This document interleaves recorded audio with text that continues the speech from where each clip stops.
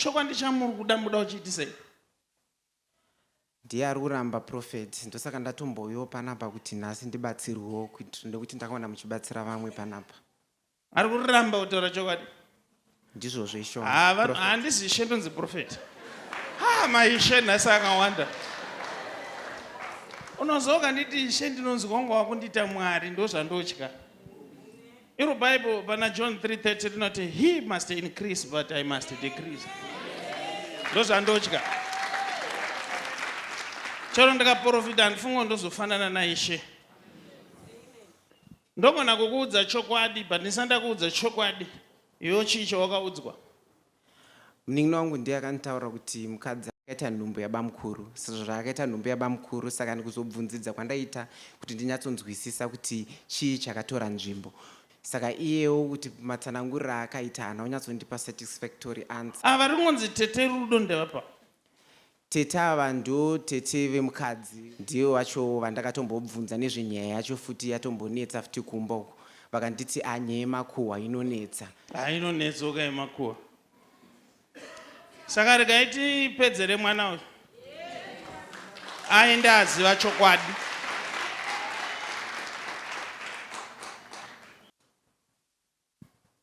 Ndambovimbisa ndiri kuti munhu.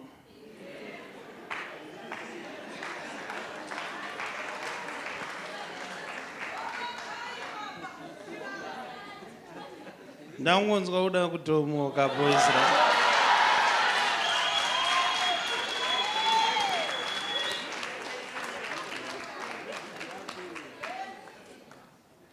Ndinowanzoda hangu nyaya dzakadai kuti vanhu vese vanga varipo.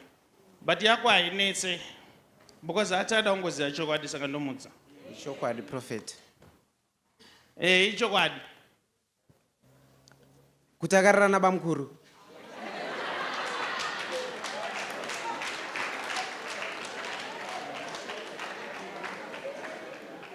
Iwo kana uchinzi pane nhumbu ungofunga nhumbu inongoerekana yaitika pasina kurara vanhu. Indamaniyo.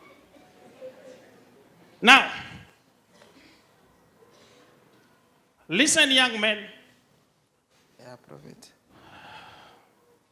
Inyaya yakaitika mumhuri vanhu vese vakaiziva. Vakadecide kuitsika-tsika. Including atezvara kwawakabvisa mari vanotozviziva vese. Asingazvizive ndiwe chete. Saka nyaya iri panapa ndozviripo. Ndozvakaitika. Totokumbiro kuti ndibatsirwe prophet. Handiti wangochida chokwadi. Chokwadi ndakuudza. Ndifunge imba yacho ikagarika prophet. Zvekuti yazogarika haina kugarika idecision yako. But I've done my part. You wanted to know the truth. I told you the truth. But unofana kutenda Mwari kana watombozviziva. Kune vanhu hopo vakazviitwa ende vakasvikira pakusazviziva. Now, pressure yauri kupa mudzimai uyu yakaipa. Ndiri kuona pamberi apo wazobatwa nemweya wokufurira mukadzi kuti takuti wakarepwa nabamukuru. Ndikuzvinzwa prophet. Ini ndiri kunzi haana kurepwa, vakawirirana. Saka handizoda kuzonzwa kunzi wazosungisa munhu asina mhosva. Watadza kuzvitambira. Kana watadza kuzvigamuchira siya mwana wevanhu aende.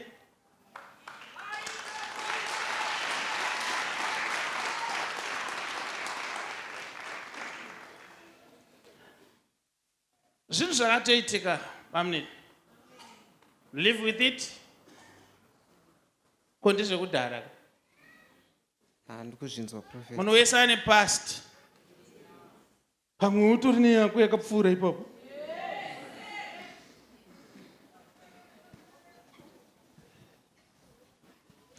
Asi inini ndinofunga kuti kuzofunga kuti munhu unochengeta secret it's very bad yakadaro. Nekuti kulika kwazvakaita kuti munin'ina wako azokuudza zvakatolikiswa nehama dzemukadzi wako kuti uzvizive. Kureva kuti vana amai hakuna chinhu chinonzi secret panyika panapa. Haugari nevanhu voti hatitaure, vanotaura vana ava. Ndangonzi naJehovha ozoya nemukadzi wako mese ndokubatsire ndichada kutaura newe.